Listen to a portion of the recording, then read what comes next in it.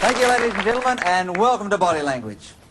Tonight you're going to learn some things about yourself that you probably never ever considered.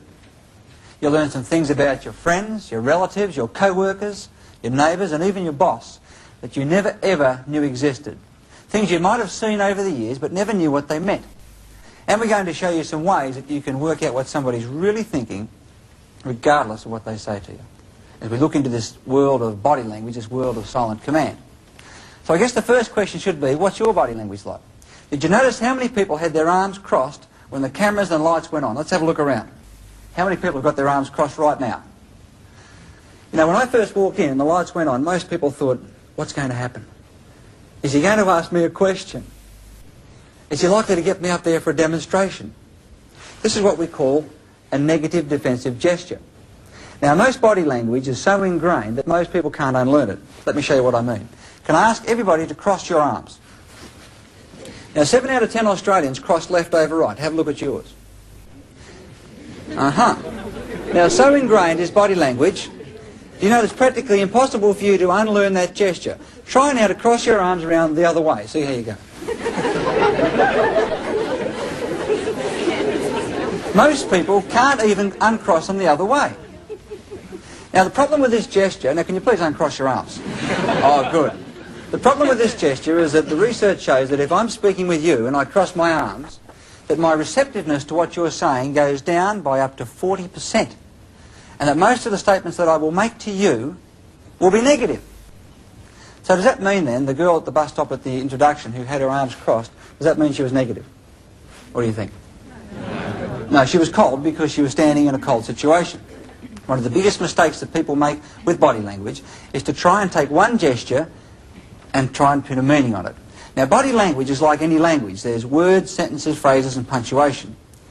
You've got to take a series of words to get a full understanding as to what each individual word means. And with body language, it's the same. We've got to take what we call clusters of gestures, so that when you see them happen, they'll come in such a predictable sequence that you'll get a feeling that the person may not be telling you the truth. For example, if you ask me a question, as I respond to your question, I begin to rub my nose. What do you think that could mean? Well, it could mean I'm telling lies. Anything else? Itchy nose. What else? I could be stalling for time, yes. Anything else? No, I haven't got a cold. No. If I had a cold, it'd look like this under the wrist. What you said correctly is that one gesture can mean perhaps a dozen different things, just like one word can mean many different things. It could mean that I'm telling you a lie when it's put into a cluster. For example, if somebody's telling a lie, this is one of the gestures that they will use. Other gestures include, if I'm going to tell you a big lie, there's a good chance I'll rub my eye and look at the ground. For example, sounds like a great idea to me, John. You can certainly count on my support. Another gesture that I might use, if I'm telling you a lie and I suddenly think that you suspect that as you found me out, here's one of the gestures you'll see. For example, I posted that check on Thursday. So when it comes in a sequence, if you ask me how I felt about your presentation or what you're saying, and I said I think it's a great idea, I think you've done a terrific job and you've got a tremendous future, you may not believe me, is that right? Okay. The question that people ask a lot is, what is the origin of body language? Where does it come from? Well, it comes from a number of different sources. For example, we cross our arms because it's basic body protection. It protects our heart and lungs area.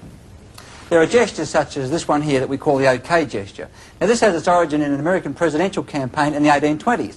And OK was the initials of the candidate. And he started a trend that said you're OK with OK. Now, he didn't win, but that initial has stuck with us, and today in this country we use that for O. This gesture here means what to you? Yeah, that's OK, she's all right. It goes back to the days of the Roman gladiators. They'd be fighting in the ring. The winner would hold the sword over the head of the loser and look to the crowd for guidance. If the crowd did that, they meant hold the sword up, he's OK. And they spared him. Yet there's other gestures such as smiling, for example. Why do we smile? Now, smiling has its origin in fear. When two monkeys would meet, they would draw the lips back like that, each showing that the other was fearful of the other. Therefore, each was subordinate and non-threatening. Make sense? Now, modern man does the same thing. If I meet you, I will smile. So therefore, you'll interpret me as non-threatening and find me acceptable. What happens if I meet you and I don't smile? You're what? Suspicious? What about this gesture? Yes. That's a yes gesture. Is that used as yes throughout the world? No. No, it's not. Do you know what the origin of this is for yes? No. No, you don't. Its origin is in bowing. That is, if I'm subordinate to you, I will bow, correct? The more subordinate I am, the lower I will bow in relation to you. Hat tipping is another version of making myself smaller to be subordinate, and that's the origin, of course, of saluting. It's a symbolic hat tip. So, if I agree with you as we speak, my head makes this movement, correct? So it's a stunted bowing movement. Because it's a bowing movement, I'm subordinate to you. Because I'm subordinate to you, I will go along with whatever you want, so we use it as affirmation. What does this gesture mean? That's negative. This is the first gesture that every human being learns. When you're born, you put on the breast to drink. When the baby's had sufficient milk, what movement does it make with its head? It makes this gesture, so it rejects the food. Now, any child you try to feed it, what happens? Look at the screen, we'll see what happened to baby Paul. And his mum trying to feed him. He doesn't want to know. So very quickly we all learn that shaking our head from side to side is no. Let me give you the words and tone of voice that match those gestures. If I... What's your name, sir? Peter. Peter. Let's say, for example, that I like what Peter said, and I agree. Which way does my head move if I like him? And I agree. Up and down, without even thinking. It looks like this. Peter, yes, I think that's a tremendous idea. You're on the right track, and you can count on my support. The gesture confirmed the tone of voice and the words. Is this correct? Yes. If I didn't like Peter, didn't like what he had to say, which way would my head go without even thinking? Peter, I mean, you've got to be kidding. I mean, there is no way that that's going to get off the ground. I will not help you.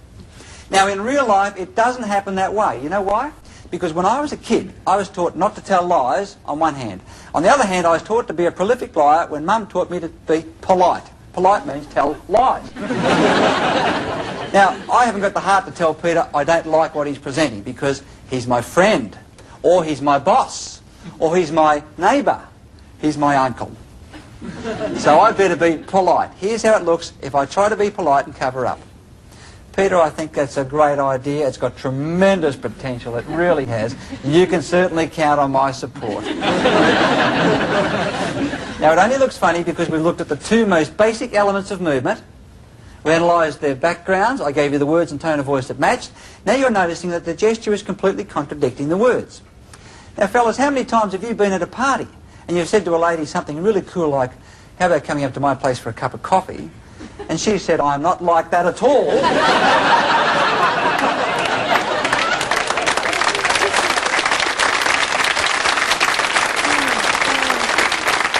How many times have you missed that? Of course I'll respect you in the morning. Of course. Now, if height gives positiveness and lowering is subordinate, does it follow then that tall people must be more influential than short people? Well, who believes that tall people give greater power and more influence than short people? Hold your hand up. Who believes that tall people do not exert more influence than short people? All the short people. Okay. You don't believe that, sir? Can I have you at the front here, please? And come on out here. Come on. Okay, come on out here. What's your name? Bob. Please give Bob a big welcome, ladies and gentlemen.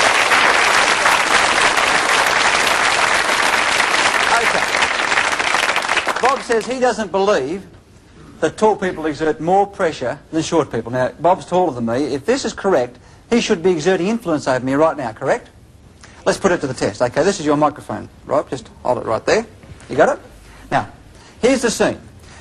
You've delegated a task to me, and I've ruined the task. And you're about to really let me have it and tell me off. Now, not yet, not yet, not yet. To make this work, what I'm going to do, I'm going to lay on the floor. Here I go. And just stay right there. Would you agree that in this position, I'm about as low as I can be in relation to Rob? Now, he's about as tall as he can be. Now, with a pointed finger, you tell me what a fool I am and tell me where to get off. Let me have it. You idiot! You buggered up that job. You think you know anything about body language? Let me have it. You're a real numbskull. Me then. Okay, right. Why don't you get up off the floor?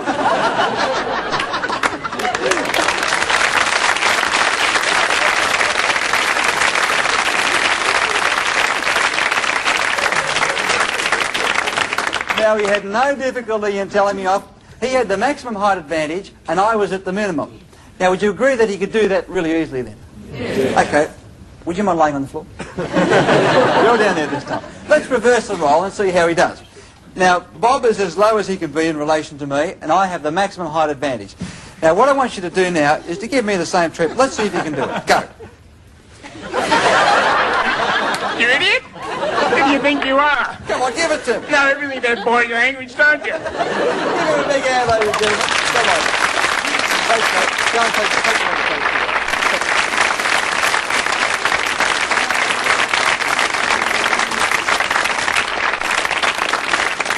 Let me ask you this question. Who's had this experience? You've listened to somebody speaking. You've walked away and you've said to yourself, that sounded really convincing, but I got a gut feeling you can't believe a word of it. Who's had that feeling? Most of us have. Sometimes we might say, I've got a sixth sense, I've got a hunch, and the girls all say, my intuition tells me you can't trust that person.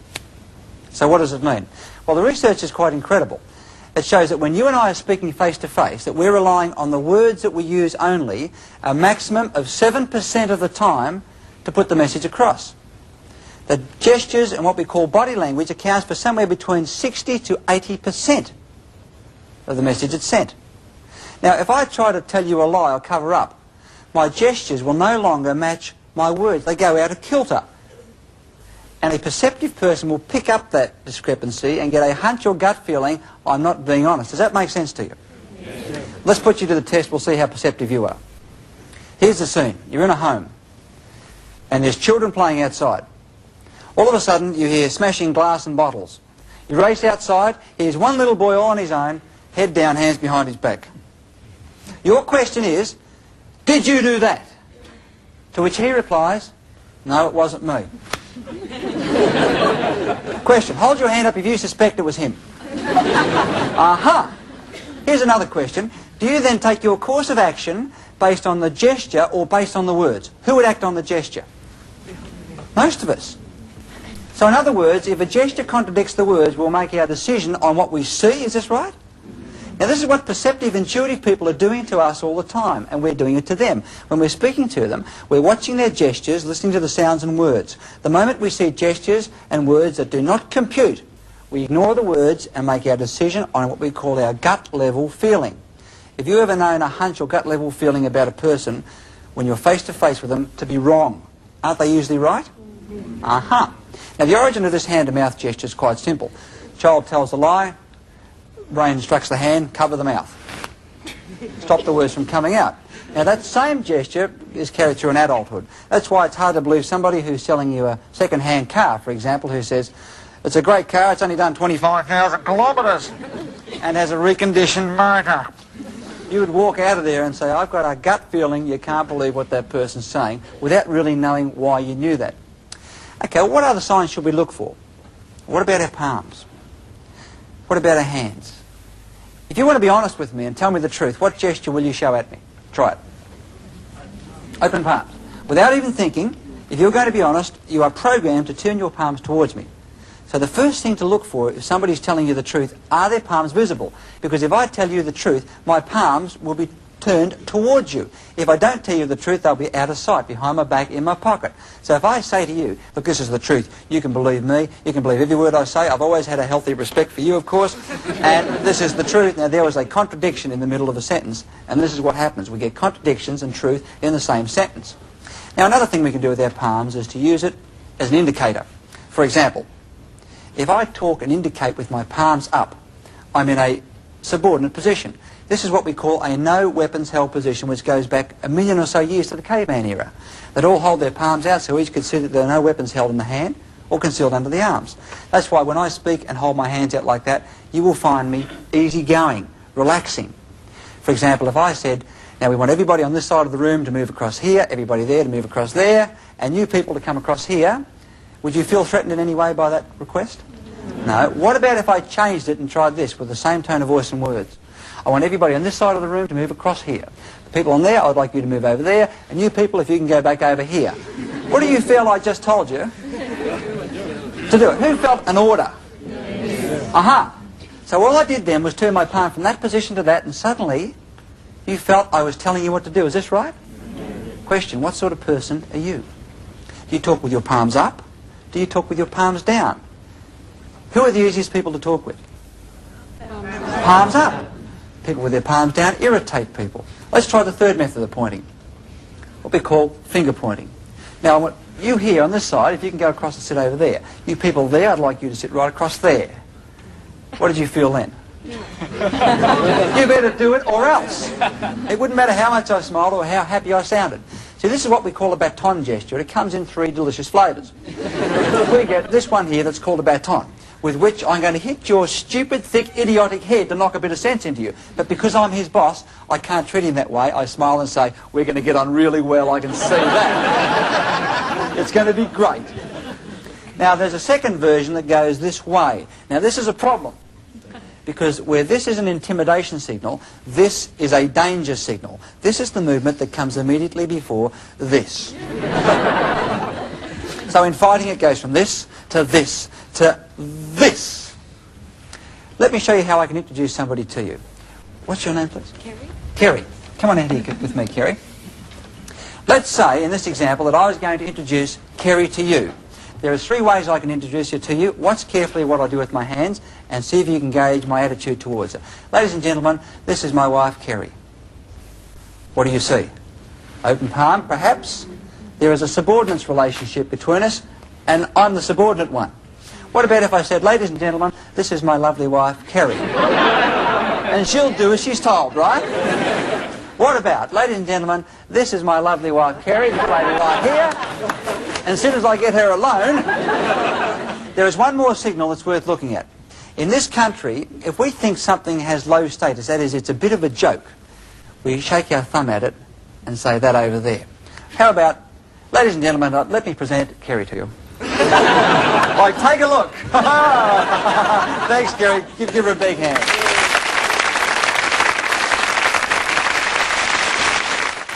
The other way we can use our hands is what's called a handshake. Now, when you shake hands with somebody for the very first time, you get one of 3 very distinct gut-level feelings.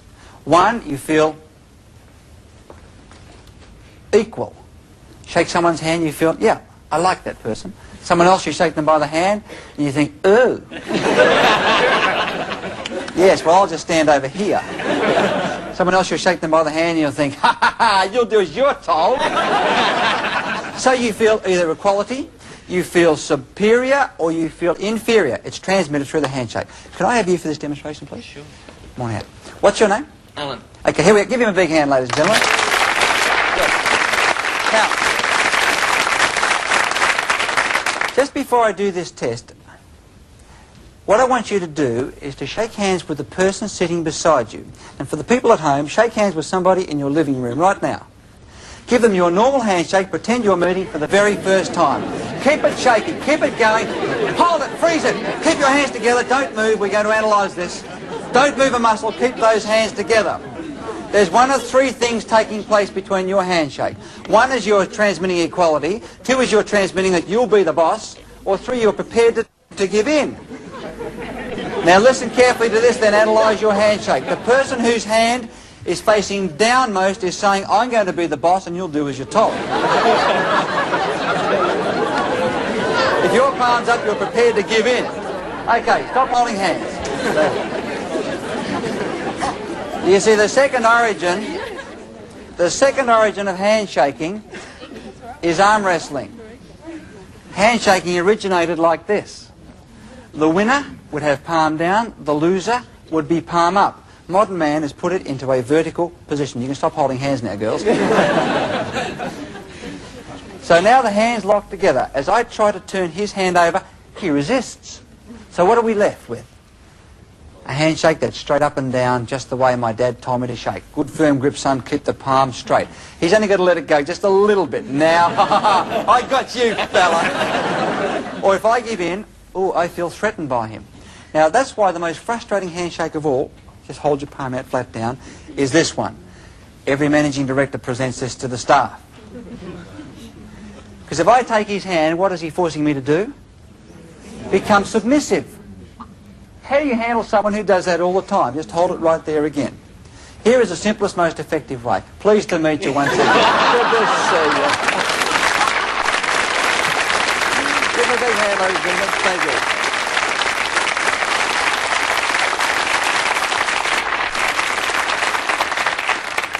Who do you think are naturally the best people at reading body language? Women. Well, who thinks it's the women? Naturally the best. All the women, right? Who thinks the guys are naturally best at reading body language? Well, let's have a look at what the test with babies revealed. They got babies that were 6 weeks of age. When the baby was crying, the mothers were asked to look at the baby and determine what the baby wanted. The mothers could tell 5 entirely separate meanings behind the same cry. It was hungry, it was scared, it was in pain, wanted attention, and needed his nappy changed. Then they got the father to have a look at the same baby. What do you think he saw? A crying baby. In other words, the fathers couldn't tell the difference in the test conducted.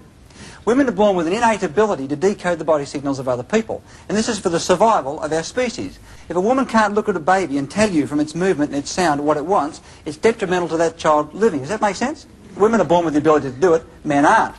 And for that reason, women make the world's best negotiators, salespeople, interviewers, interrogators, personnel people. They're not necessarily found in those roles as much, but they are the best at it.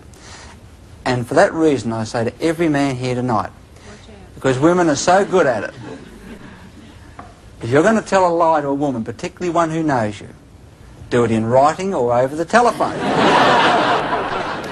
Because your chances of getting away with it face-to-face are reduced by 60 to 80%. That's how good girls are at it. Fellas, have you ever known a woman to say something like, my intuition says you can't believe that person, and for her to be wrong? They're never wrong, are they? Girls always get it right. Well, let's just put it to the test. Let's ask a couple of the girls here tonight if they've noticed any particular habits or gestures that their men friend have, their boss, boyfriend, or whatever, and we'll see if we can get a meaning behind it. Who's got a gesture? My husband sometimes rubs the back of his neck, like this. Like this? This is what we call a pain in the neck gesture. That is, if somebody gives you a pain in the neck, they're referring to that tingling feeling on the back of the neck that causes you to bring your hand up and satisfy it like this. Does he do it at any particular time? Yes, actually he does. When my mother comes around. Anybody else have a particular gesture that they might have noticed? Yes, at the back. My boss clasps his hands together and he puts them behind his head, and he sort of sits back in his seat when he's talking to me. It really is irritating. Does anybody have a boss who does this at them? This is what we call a superiority gesture. If you like, when I do it, I'm saying, maybe one day you'll be as smart as me if you're lucky. The bosses love to do it at the staff. Sales manager does it at the salesman. Men love to do it at women. Girls, when a man does it at you, is it intimidating? Aha, well, let's put this to the test. What happens if he annoys you like that? When he sits back and does it, you know the best thing to do? Copy it. Now, there's 2 of you doing it. First one who changes is the loser. So after a few minutes, he gets a feeling something's not quite right and changes to this. You wish him all the best as you leave. Anybody else have a fella who's got a habit? It's not a fella, but I have a tendency at times to twirl my hair. Fiddle with your hair like this? Yeah. Every person has isolated, repetitive, out-of-context gestures that show that we're under pressure. For example, cigarette smokers will smoke cigarettes. Somebody might continually scratch their neck, pull their earlobe. John Laws continually taps his nose and twiddles his ear when he's under pressure. Now, usually those gestures show that you're either bored or you're tense. Do you do it at any particular time? I was waiting at the dentist the other day and I did it. Okay, what would that signify? That you're nervous. Now, there's a problem with that gesture. I must add this. This is also a gesture that's used in courtship. That is, if a lady likes a guy, one of the come-on signals she'll give him is this. Now, the problem is, do you find that when you're terribly nervous, men find you irresistible?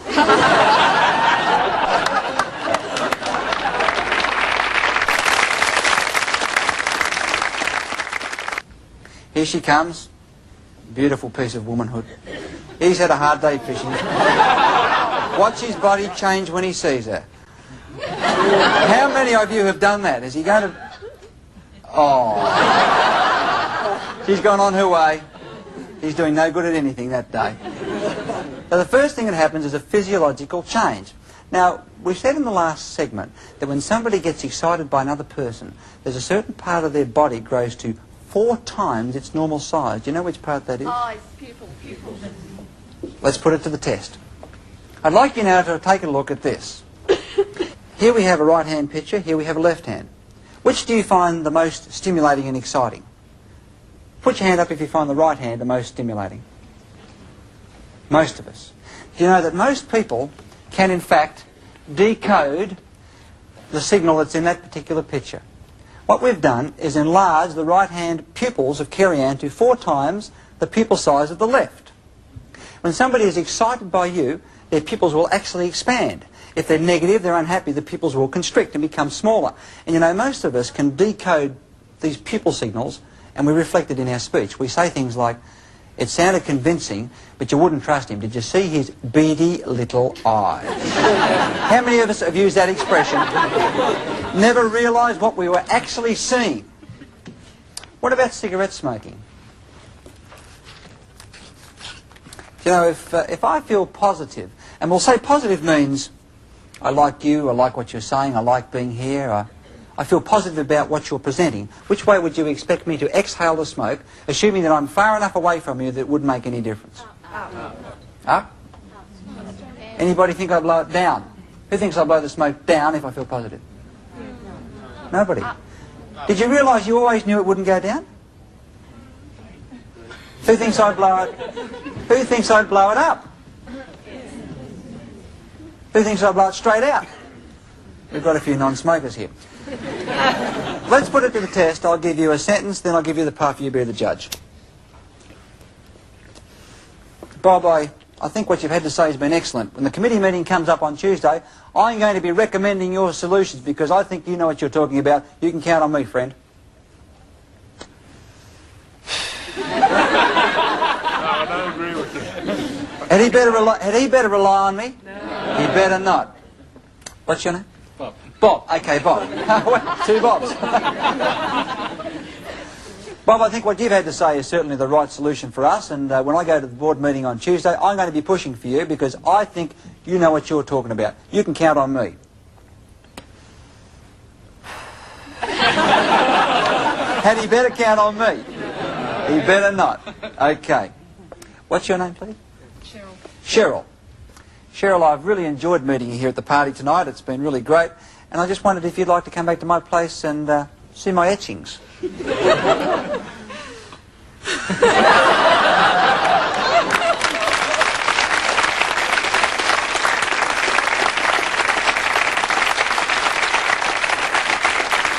Would it be reasonable to say that most of us would assume that people who are continually in the news, like politicians, television interviewers, those whose faces we see continually, royalty, that we would expect them to be confident when they're in front of a crowd? Would that be a reasonable assumption?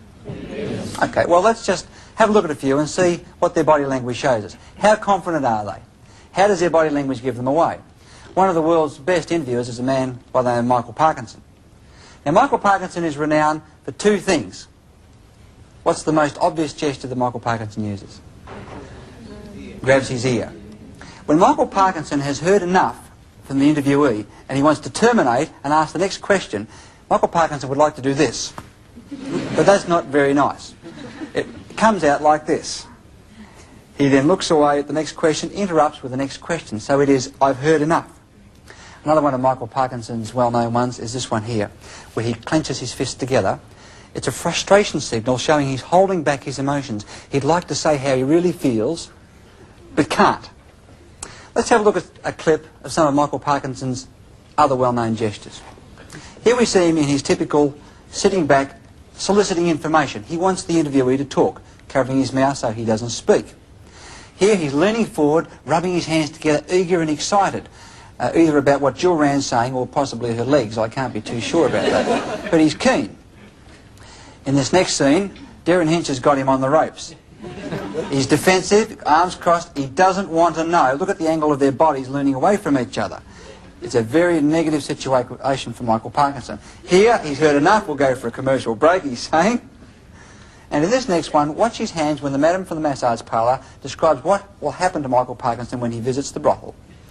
Watch those thumbs. Here's how most people remember Bob Hawke. With the finger pushing forward, driving home his point.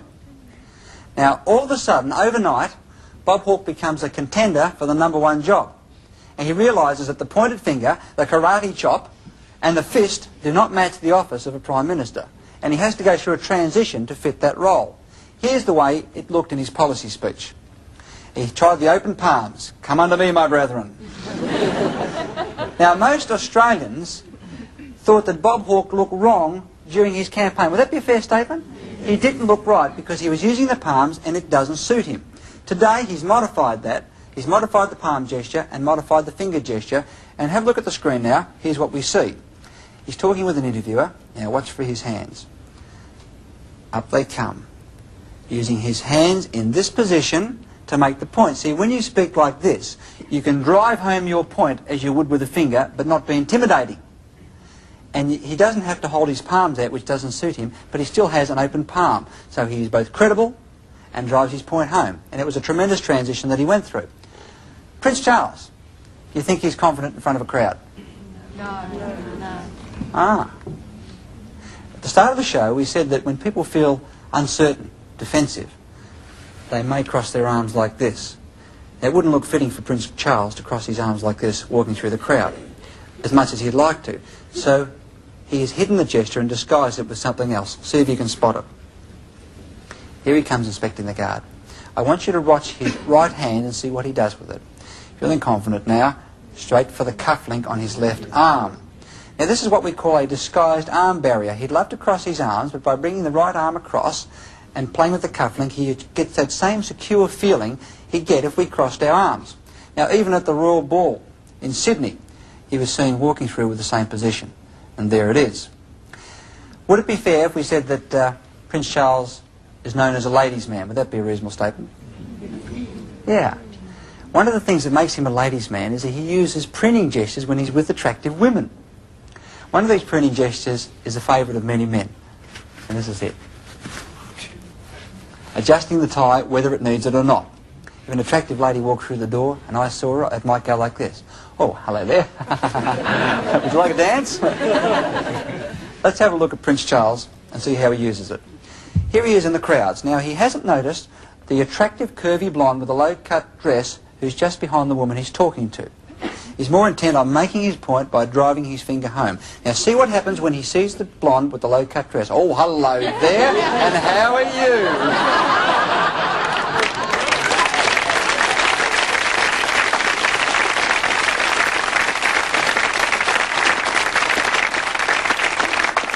Now, all of us act predictably when our territory is invaded by other people. Our territory can include our home, our motor car, our office. And within our territories, there are sub-territories. For example, in your own home, everybody has his or her chair. And nobody else had better dare sit in it, right? Let's see what happens when we sit at a table. And can I use you? What's your name? Steve. Steve, come on up, Steve. Give me a big hand. Come over. Sit down there, Steve. Here we have a scene that's at a restaurant. It could be at an office. We have a square desk. Now, here's the problem with a square desk. First of all, whenever there are sides on a table, this occurs with a square and rectangular desk, people take sides, which means we take barriers. By me sitting at this desk in this position, I have put myself in a crossed arms position in relation to Steve, and our conversation will generally be negative. Now, the research shows that there's around a 25% greater chance of me persuading Steve if we had a round table than if we have a table with sides, because at a round table there's no what? There's no corners and barriers. Now, the other problem is that when we sit here, we unconsciously divide the table into two halves. His territory and mine. Now, if I try to invade his territory, he won't like it. Now, let's say we're having a business lunch and discussing a business, and I decide I want to rattle him, get him off edge. All I need to do as we discuss business is watch closely. And business has been pretty good, they tell me, Steve. Been all right. I just push the salt shaker across. And I believe you've been doing very well too, the ashtray. And apparently you've been looking forward to getting a rise in the company. And I reckon it's... can you see what happens? He said, all right, give him a big hand. Thanks, Steve. Thank you very much.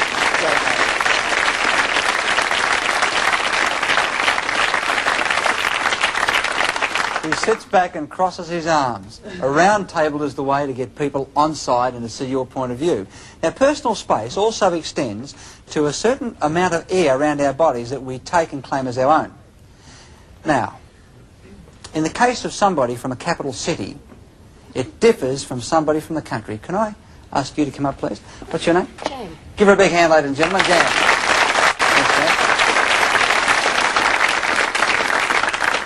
If Jan and I were from a capital city where people are fairly well packed, just come back a little bit closer. There we go. If we were from a capital city, our personal spatial need is around about 18 inches. That is, my territory is 18 inches and so is Jan's, and we will fight to protect each other's territory. What distance apart do you think we would stand when we talk socially? 3 feet. Now, if we come from the country, a rural area where people are used to more space, we have a bigger spatial need. What could it be? It could be 2 feet each, so when we stand apart and talk, we stand at 4 feet. Country people stand further away than city people. Here's the problem. Let's say Jan is from the country. She needs me to stand at 4 feet. How do I feel standing at 4 feet? Yeah, I don't feel too comfortable, so quite unconsciously I'll just step forward to the 3 foot mark where I feel quite comfortable. And that is the result. She goes back. Now, I'm too far away, so I'll just step forward again, and I'll come after her. Now, any country girl will tell you that the city fellas are what? Fast! Yeah! What they're referring to is the city fella is encroaching into the country girl's space. Because I'm not trying to do a line with Jan, I'm not. All I'm trying to do is to have a conversation. Give her a big hand. Thank you.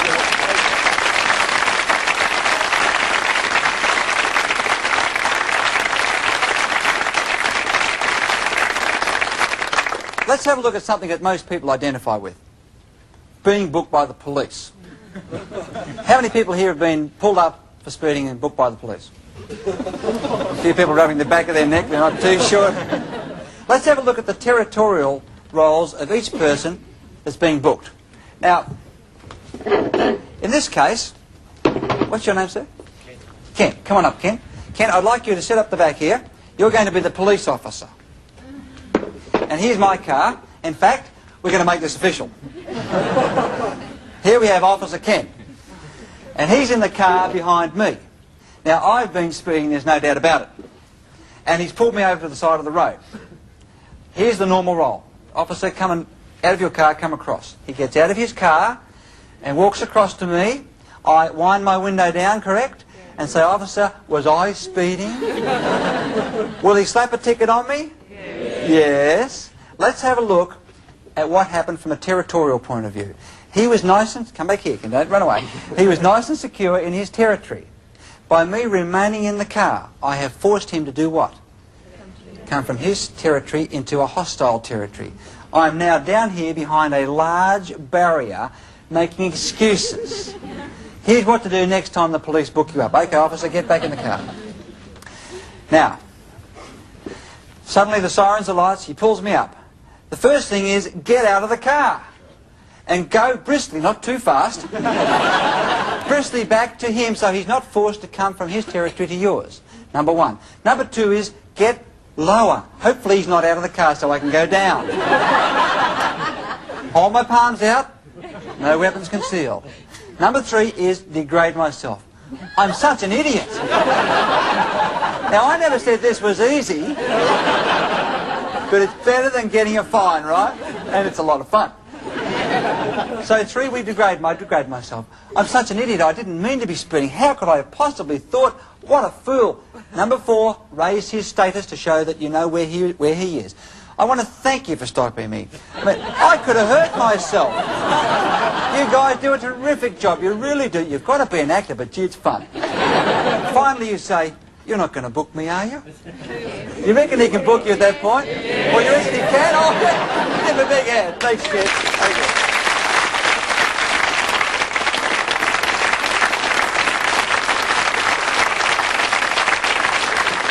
Okay. One of the places where people step into your personal space and you can't do anything about it is an elevator. Now, it also happens in planes, trains, and crowded buses. The problem with being in an elevator is strangers are within your space and you can't do anything about it. Now, there's a set of rules that we must go through when somebody gets into our space. We're in an elevator, okay? First thing is go totally blank.